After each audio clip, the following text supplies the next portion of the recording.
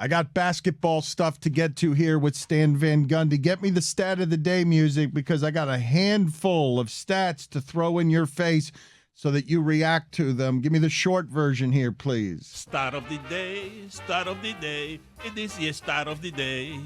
Start of the day, start of the day. It is your start of the day. Start of the day, start of the day. It is your start of the day. Start of the day, start of the day. It is the start of the day.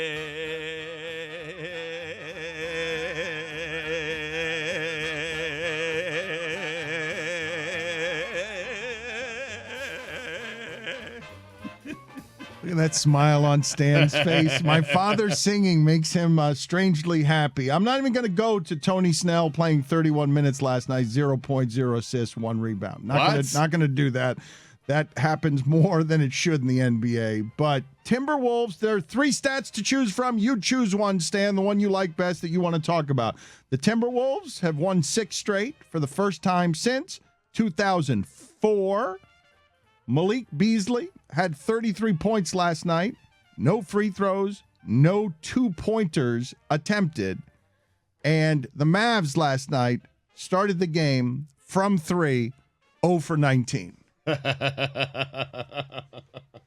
Well, the Malik Beasley one to me is amazing. I mean, he was 11 for 17 from 3 and didn't take a 2 and 33 points. And the Timberwolves are playing great. I mean, they're pushing. Denver's playing really well too, but they're trying to push into those top 6 spots, which would be amazing.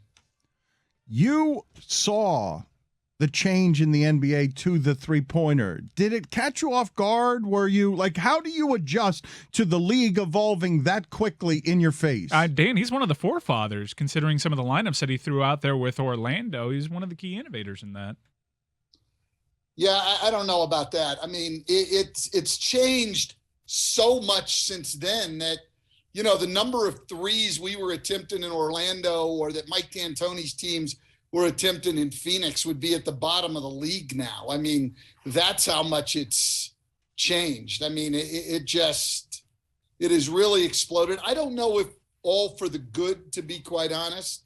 I mean, I think as coaches and players, you do what works best, but I'm not sure watching it myself that it's the best thing for the game, but this is where we are right now. Stan, should Jason Tatum be in the MVP conversation? No, because he started too late in playing this well. I mean, he was really inefficient for the first 40-plus games that he played. He put up numbers, but it was just all volume. Now, over the last 18 to 20 games, he's been unbelievable and efficient and everything else. And the thing that's missed about Jason Tatum is he's a very good defender.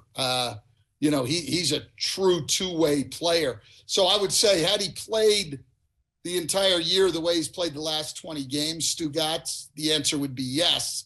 But he hasn't, and so no. Look, this whole idea that this is a really close MVP race, and I don't get it, quite honestly. I mean, it may change over the next 16 games. Certainly, Antetokounmpo and Embiid, those guys have had great years, and if they keep it going and Jokic slips, maybe those guys get in, but right now it's not close. I mean, those guys have had great years, but you really can't make a case for voting against Jokic in the MVP race. I found a hesitance and a fear in your voice on Giannis's last name. Is it still a mouthful for you? It's a phobia. It's a phobia. You want to try it again, Giannis? Antetokounmpo. What? He's scared of it. Listen, it's a phobia. It's a phobia to the point that I really can't ever tell you more than a week ahead what my schedule is for games, but I know we have their game April the 7th. And I have known that all year because we had him opening night, and it just doing his games. Yeah, it's a phobia. And I bail out when I do the games. I just call him Giannis. Just call him the Greek Freak. Yes. I mean, that's it. I just call him Giannis. I just bail out. I have a cowardice. He scares me. His name scares me. I admire both you and Jeff committing to referring to basketball players by their last name. I think Jeff Van Gundy is the only person in basketball culture that calls him James, LeBron James. Like, he's the only everyone else calls him LeBron. Jeff Van Gundy calls him James. So I admire, but it's Adetokounmpo. Adetokounmpo is how you pronounce his last name. I'm not sure on that. That's how he himself pronounces his last name. Tell him to go to hell, I don't Stan. know about that because I've asked him and listened to him, and I don't think you're saying it right. Stan, Stugotz, why don't you tell him what your argument is and what our argument is on the hair splitting on Tatum? Well, Dan didn't think Jason Tatum was going to be very good. Those are his words. I mean, I didn't say it. I didn't put him in his mouth. I'm not, misrepresenting him. You are actively doing all those things. I know I am. But anyway, I think Jason Tatum will be as good at some point, all right, Stan, as Kevin Durant is in his prime. I think Jason Tatum is that good. And I've said that since day one, and Dan disagrees with me. So, But I don't mean it as disparagement. It's no insult to say he's not quite Kevin Durant. It's not going to be Kevin Durant. Well, I'm just asking Stan here. Is Jason Tatum a guy who you can envision winning an MVP and being the number one guy on a championship team? Yeah, I mean, I could envision that. I mean, I think that would be that doesn't make him Stugotz. That doesn't make him Durant. Kevin Durant's never done it for him. That would be the ceiling for him, yeah. I mean, but we got to remember that when Durant won championships, he was playing alongside great players, other guys that are going in to the Hall of Fame. Actually, Kevin Durant has played his entire career around other Hall of Fame players. I think Kevin Durant's the best scorer in the game, but he's always had a lot of help. Tatum is 54 points on 16 of 30 shooting and 8 of 15 from 3 in the game before last, and then 44 points on 16 of 24 shooting and 6 of 9 from 3. What has he done? Has he taken a leap? Has he arrived? Has he taken the leap? Because I would not dispute that he can be the best player on a championship team. I would merely dispute that Kevin Durant is a merely now player that you're comparing him against, that Kevin Durant is a player forever in scoring, and it's okay if Tatum doesn't quite get there. And he can be better. Well, that's true. And he can be better. That's certainly true. And it's okay if he doesn't get there. What he's done is, over the last 6 weeks, is he's been a lot more efficient. His first 43 games, he was shooting 41% from the floor and 31% from 3. He wasn't putting up the kind of shooting numbers that you're talking about. Now he's up in I haven't even checked in the last 2 games, but he was up in the high 40s field goal percentage and the high 30s 3-point percentage. That's a whole different ball game now. So if he continues to play that efficiently, then, you have to talk about him as one of the absolute elite players in the league, top 10. This is hair splitting, but when you say top 10, it's because you can't go top 5, correct? As you would with Durant at any time he was playing, right? Like it's real hair splitting. By the way, Dan didn't think Durant was going to be any good either. Well, I thought I would have taken. Well, except I would say this: Tatum's 23 years old, so if we're talking about his potential, he's got a long way to go. Actually, he just turned 24. He's 24 years old. I mean, this guy's got a lot of years left as a high-level player. So right now, I wouldn't say he's as good as Kevin Durant. Oh, but that's not. But Stan, that's not even what I was saying. What I was saying is that Kevin Durant at 21 was scoring 30 points a game and leading. At 21, Kevin Durant was doing that. And Kevin Durant is an eternal scorer. And again, it is hair splitting, but Jokic, Embiid, Giannis, Curry, Durant, KD, like there are other, you can't put him in the top 5 in the sport. Well, Durant's so good, he got in there twice. He got in there you on noticed. his last name and his initials. So, Giannis, Curry, clearly, Embiid. clearly, I don't think Tatum can beat that. You left out Morant. I mean, I don't know who you were looking for. Well, but who do you think you would like? How high are you willing to put him? Are you willing to move him now? Are you ready to take Tatum and say, because these are the exciting things to me in the sport as the sport grows in the new age with young people, is we got to make new stars, Stan. And for whatever the reason is, you keep telling us, hey, Jokic, he's kind of better than everyone in the entire sport. And it's not particularly close, but you know the MVP fatigue that happens. You know that they don't like to give it to the same guy all the time. And you know that that guy hasn't caught in America the way that somebody else would catch in America if he wasn't from a different country. Well, I mean, Tatum's a star. I don't think there's any question about Tatum being a star, right? I mean, but how high? I mean, look, he's not there with Embiid, Giannis, Jokic. DeRozan's had a better year. Durant was having a better year until he got hurt.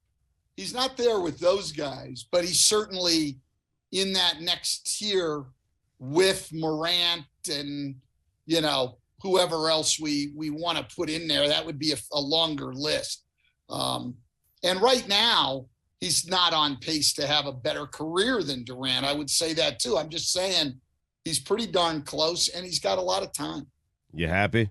I mean, he's outside of Stan's top 5. You happy? No, but I'm not. But it's he's on the fringes, Dan. Okay, he's one of the 10 best players in the world right now. I am happy that the league is birthing young stars. There needs to be conversation. We became infatuated last year with Trae Young. You haven't heard a lot about that since, and because they haven't been winning, but he's actually had a remarkable offensive year. Also, I mean, he's been unbelievable, but they've struggled and been probably one of the most disappointing teams in the league. I think we probably all got a little carried away with how they finished last year, getting to the conference finals. They brought everybody back. Expectations were high, and they haven't been very good at all. They're gonna fight to get a play-in spot after being the 5th seed. Well, actually tying for 4th. Being the 5th seed last year. So it's been a tough year for them, and that's cut into the way people think about Trae Young or pay attention to Trae Young, but he's been great. Shaq Stugotz said of Embiid and Harden, when I don't know who brought this to him, but compared Embiid and Harden to Shaq and Kobe. This was the quote. "We won 3 out of 4. No. Hell no. No. Not even close. Stop it. Listen. No. Hell no. And fuck no." They played 4 games together. I mean, yeah, it's a high bar. Shaq's right about that. Like, it's a high bar. Let's not go there at least for a couple of years. So, we can't even start talking about that. I'd be surprised if they won it this year. They're not Shaq and Kobe. No, I agree with Shaq. Stugotz, do we have any food-related questions to ask Stan Van Gundy today? Because he's not doing nuggets for us this year. You're doing the game, right? You're doing the game tonight on TNT? I have the Denver game. You have got Denver, and I was leading you. You kept the conversation on Tatum, but I was leading you toward, why isn't Jokic more popular? Because what you're saying, you're talking, Stan, we're all watching this together. As the league becomes a 3-point league, this person plays differently than anyone you've ever seen, correct? Well, we're seeing some guys like that now, but look, I mean, he's top 10 in the league in scoring, rebounding, and assists. He's the only one doing that. He's in the top 10 in the league in effective field goal percentage and field goal percentage. The guy's efficient as heck. And then for all the advanced analytic people out there, he's the top guy in every category. Wins above replacement, values over replacement player, on court, off court, player efficiency rating, all of them. So whichever ones you buy into, he's the number one guy on all of them. Why people want to put other people in there, I don't know. I think Denver as a team, where they're located, their time zone, the whole thing, they're not as popular. And, that has a lot to do with it, but it should be an easy decision. Like, I don't think anyone who votes for anybody else, if the vote were today, is spending any time looking at it in any fair way. Guys, it's crazy. If you look just at the month of March here, now it's only been 4 games, but the last 4 games, okay, one of which was on the road, 35 points per game for Jokic, 15.5 rebounds, 9 assists, 2 blocks, 1.5 steals. He's shooting 66% from the field, and yet I would still take Jason Tatum over him. I don't know what I'm doing. Stan, what am I doing? Well, Jason Tatum's had an unbelievable March. I mean, come on. The last 3 games, he's averaged 45. So he's having an incredible March. But I can't explain the Jokic thing. People will talk about his defense, but again, if they're going to talk about that, they probably haven't watched a whole lot, because while I wouldn't call him a great defender, he's gotten a lot better. And Denver's defensive rating with him on the floor is a top 10 defense in the league. So, there's really not anything to attack the guy with, except that people are bored of him and want somebody new. I think there's a lot of people that want to see Embiid win it. And I don't really know why it's come up to that, but because he was second last year, because he's having his best year, whatever it is, I think there's a lot of people that want Embiid to. Oh, but that happens all the time with the MVP, where they just get fatigued and the voters just want to give it to somebody else.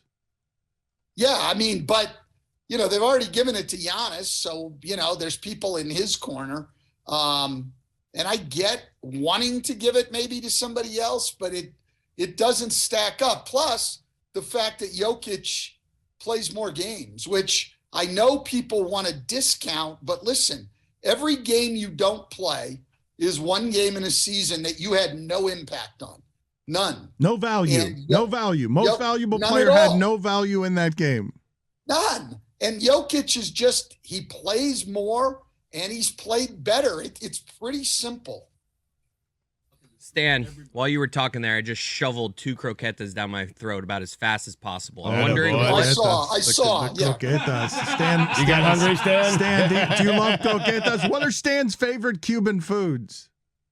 Nah, you know what? I just like the Cuban sandwich. Stan, you're the most boring. It's 7:20 here right now. Probably a little too early for a Cuban sandwich, but if I had one, I'd eat it.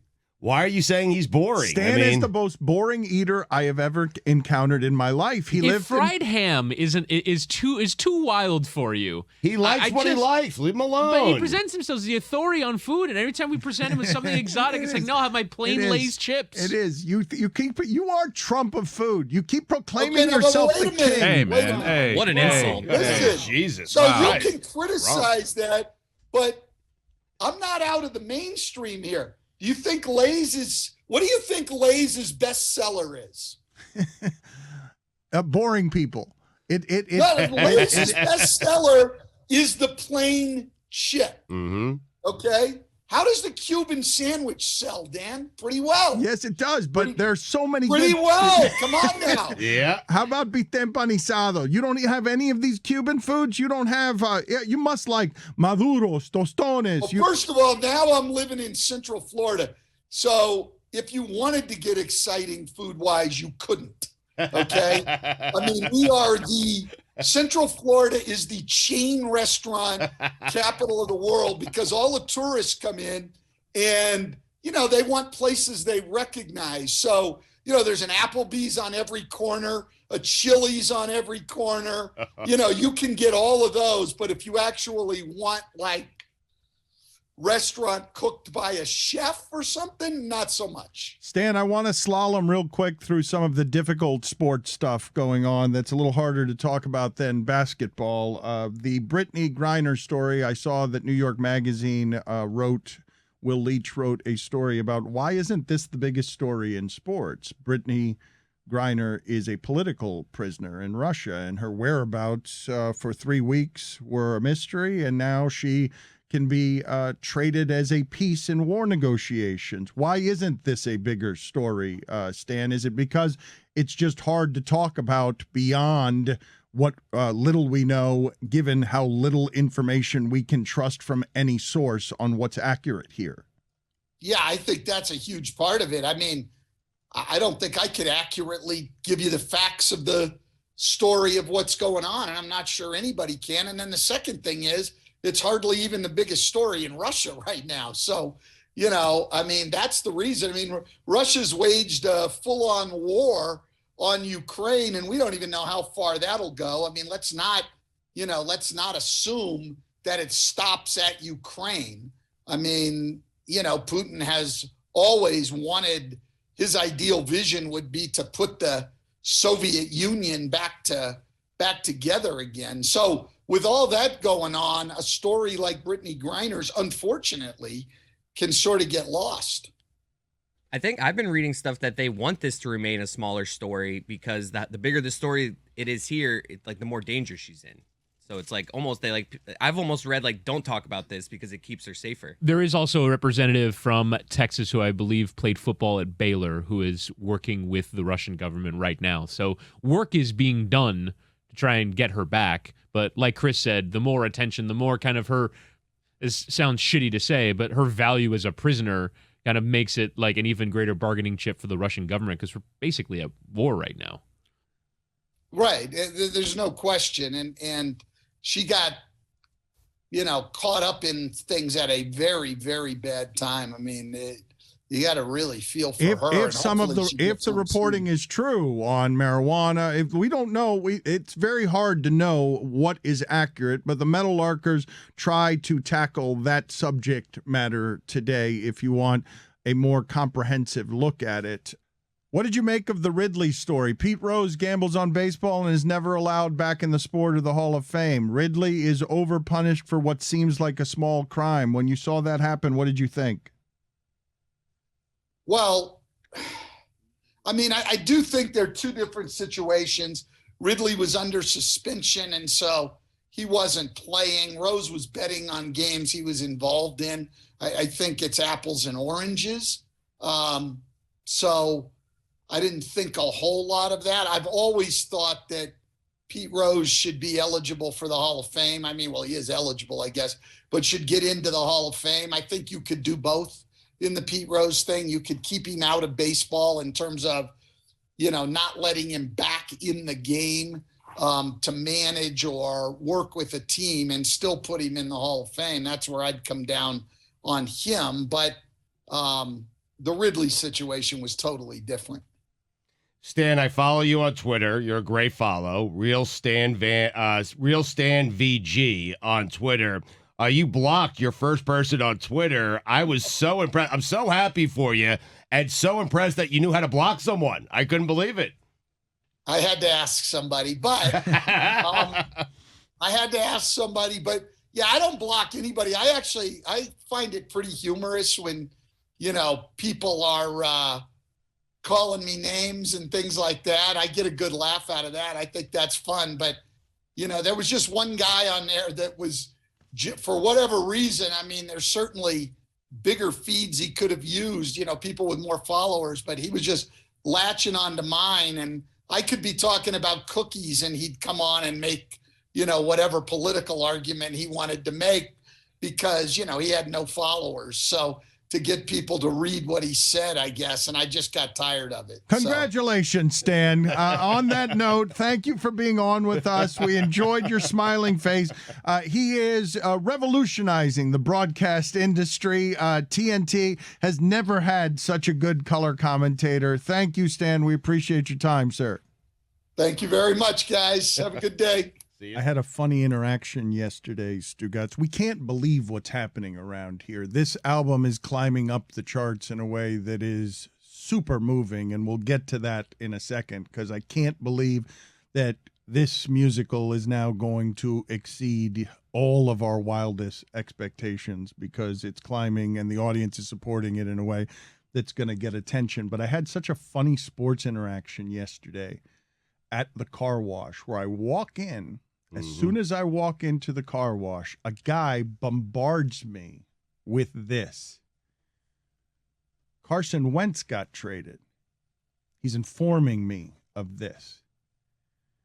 And I look at him, and before giving him any sort of acknowledgement that this is something that I don't care about, he says to me, rat-a-tat-tat, one thing after another, he's terrible. All they do is have him drop back and throw and throw and throw and throw. This is the worst trade I've ever seen, and this is the last thing he hits me with by way of criticism. He's the ass of an ass. Now, I've never met this person. This is the last thing that he says to me by way of sports analysis. Did you hire him? I've already got one. Oh. He's Not too nice to expensive. say about Roy. He's too expensive. You're right. I am too expensive. The ass of an ass. He said he's the ass of an ass, but it was the next sentence that got me because that was the conclusion of his sports analysis. And so I'm just nodding. And I'm like, yeah, I don't think Carson Wentz is very good either. But the last thing he says to me after he's the ass of an ass, and this struck me as a bit incongruous, was, have a blessed day. That's how you finish. Good sports talk. What's wrong with that? We've lost Mike for the show. You guys have seen him. He's radiant. He's beaming. He's floating. He's riding a unicorn over rainbows made of angels' wings because the audience, again, does not disappoint. And it is super exciting to see that you guys have so much. I can't even say it. You guys, it's stupid. You guys have made some music that we made. And again, Mike's got singing talent, and he's certainly got a good ear for what sounds good. But Jessica, Mike, and Roy can sing a little bit. The rest of us do not know what we're doing. Speak for yourself. I mean, Greg Cody was great. I am so afraid to release behind the scenes footage because now I think it would hurt our Grammy campaign. I'm just gonna say it. Wow. I cannot let the world see exactly how much work went into A little this. hardware, huh? Campaign. Yeah. I thought there were any number of things in that musical that I just symbolically loved because there was so much show in it. But creating an opera around Stugotz's single word of content or single thought, creating a third song that fits with the others. When I heard what Stugotz gave you, Yeah. I heard how little he gave you. I didn't give him much. I got to be honest. And how loud it sounded. For that to become an opera, it's cartoonishly, artistically funny. So now we're going to have the commercial success, it would appear, because as I talk to you right now at this moment, this sounds insane to say, The Big Game is a number 3 album in the country, all genres. Not just soundtracks, not just comedies. We are number 3 on iTunes right now. Adele? Ahead of Adele, Dolly Parton, and Morgan Wallen. Whoa! Get out of here. We are number 3. We are ahead of Hamilton in musicals. We are ahead Stugotz. of Hamilton and soundtracks easily. The thing that's stopping us from saying we're number 1 is this is one of the you rare guys. No, this is what I've seen. Chris Cody and Mike Ryan are actively hurting our ability to get to number 1 because their children are addicted to that goddamn Encanto. It's not just the children. Yeah, we got to talk about Bruno. We must No, never never talk about ever, Bruno. Ever talk about Bruno. Ever. I mean, This is damn. one of the rare times in American history where musical is also number 1 in the country. So our whole way to game the system and say we have a number 1 album. I haven't seen the comedy albums rankings yet. I assume we're number 1 there, but that's just not. What a great sentence. That's crazy. Who's the person we're picturing right now, waking up with their morning coffee, checking the rankings, and just being like, what passed me? Right. What's this? What is the big game? So I know we're eating up our marketing budget that doesn't actually exist to go to South by Southwest, but if this thing continues to be a commercial success, then we must make it so that the critics cannot ignore this. How prepared are you to put in your own money to take out a billboard in Hollywood for your consideration billboard? Yeah, I'd love to do that. Yeah, the big game. I'd love for you to do it. Yeah. I think we can get nominated for comedy album at the very least, which would be wild. This is already beyond the wildest expectations. No one. We're going to the Grammys. If I were painting a scenario, I would say maybe we crack the top 10 in soundtracks. Maybe we find a way to crack top 3 in comedy. To be number 3 in the nation according to iTunes right now, because people are actively purchasing this album, is crazy for us. It's just flatly crazy. Great musicians work their entire lives that have full-on careers and headlining status that don't get top 3 and it albums. Sounds better now than it did as a podcast. If you've only heard it as a podcast, you got to check it out because so many different songs, you can hear things that you didn't hear on the podcast. You have to. I have not even heard it this way. Mike was just telling me before because I've heard it a lot, but I have not actually just put in, because I heard when JT and Mike were working there, all the jokes that they were putting in the shadows and some of the things that they were doing that is going to be hidden that you can only get if you're listening to it with your headset. Like I heard them talking about put this in the left ear, put this in the right ear, so that you feel like Stugotz is whispering things at you. Yeah, the New American Pathos interlude is particularly great now, and Whitty could actually speak to the levels of compression that we had to adhere to make that a podcast episode. Now there are no limitations on the album, so you could truly enjoy the sonic experience as we intended. So you can pick up on little things like isolating Stugotz's voice during the second chorus of All In and hearing how terrible he sounds compared to everybody else. How many Easter eggs are in there? If you had to give him a number. You could hear Hildy and Frankie, our security guard, during LA at the end. You could hear the Kyle Brandt cameo a lot clearer now. So please continue to push this on your platform of choice. If you want to purchase it on iTunes, by God, I cannot ask you to do that, but thank you so much if you want to do that.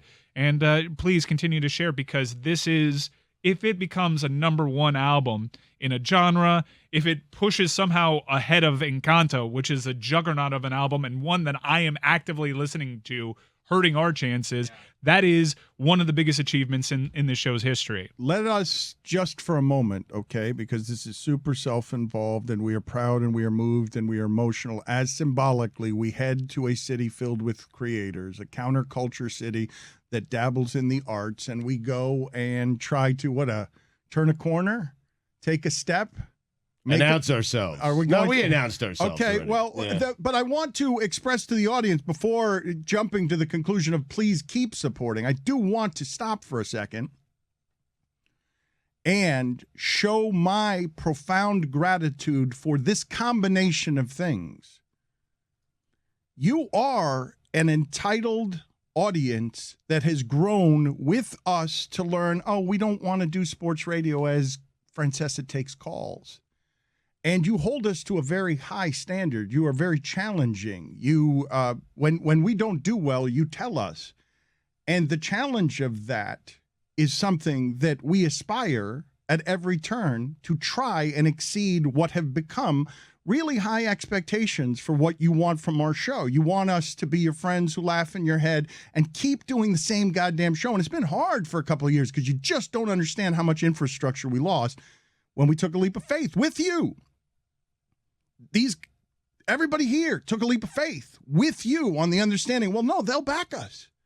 If we just keep meeting their standard, if we don't disappoint them, if we don't sell out, if we don't go paywall, if we don't take a $10 million marketing budget from SiriusXM because it puts us behind a paywall, I don't want to ask them for more money. You don't have to ask them for money. They support like that because the most discerning of them among you see what we're trying to do, see it clearly, and don't need it explained. And in a bunch of boxes, this environment that you have supported and loved, an environment of love and laughter, they just made a number 1 album. Like they made that's a really moving piece of art. as a symbol for everything we've been through over the last 20 years. And so the gratitude of that, before we ask you to keep supporting it, as we go to Austin, as we want to do this all over the country, we want to come to your city, do live shows the way Bateman is doing live shows. It's a new, we can tour as a rock band now because the podcast is such an intimate thing that exists in your head. Or like Kiss because you're older. Yes, I'd like to give the audience a bit of an old person kiss right now in gratitude for challenging us at every turn, Stugotz, and making us be better, because I can't believe that this is a thing that we're talking about right now. We have the number 3 album it doesn't in the make any country. sense. Crazy. I love the idea of Adele waking up and seeing that we passed her, and she has to listen to us, right? Like, what is this thing? What is this? Who's the next diva? Her response track is going to be such a banger. She's going to be so pissed. Is Kanye waking up and being like, Kanye's not even on the charts because he went with that stem player. He can't even shaking his fist. Yes, we are bigger than Kanye right now on the charts because he's not on the charts. Yay. Thank you again to everyone involved with everything we do around here, because this is very much a labor of love. And yes, that was it was born of inspiration. The fact that Mike Ryan and JT Daly even dared to dream that following their inspirations on something that silly could net a result that this has exceeded all of our expectations. Not just the musical, but not to your get too response. sappy, and I'm sorry to interrupt, but I have to thank you, Dan. You built a company that when I put in the Slack, like, hey, what if we did a musical for the Super Bowl? It was immediately met with yes.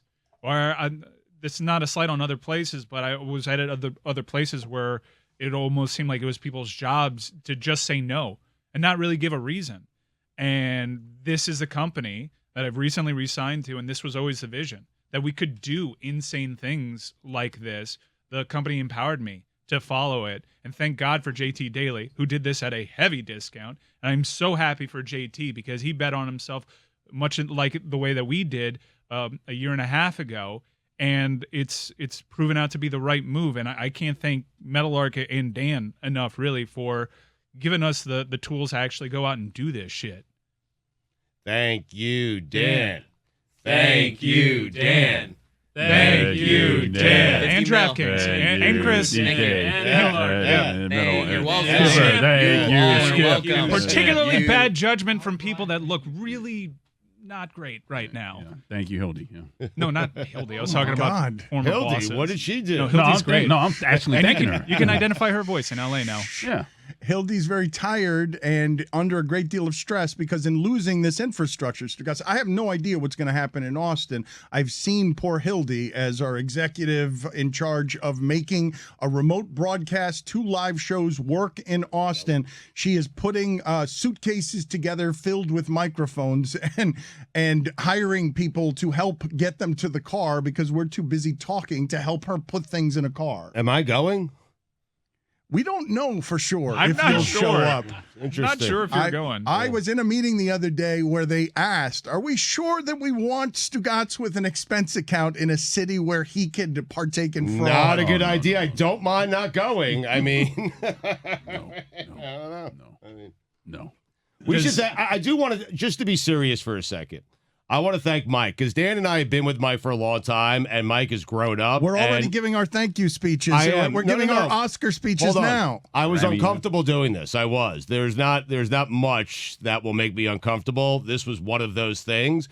But Mike inspired me and really made me feel comfortable walking into that studio and doing something I was totally uncomfortable with, in part because I saw how happy it made him. But Mike is a really good producer and a really good coach. And he got me to a comfortable place where I knew I was singing poorly, but man, did Mike make me feel good about it. So thank you, Mike, for pushing us. Thank for you, pushing this Mike. show. Thank you, Mike. Thank you, Mike. Thank you, Mike.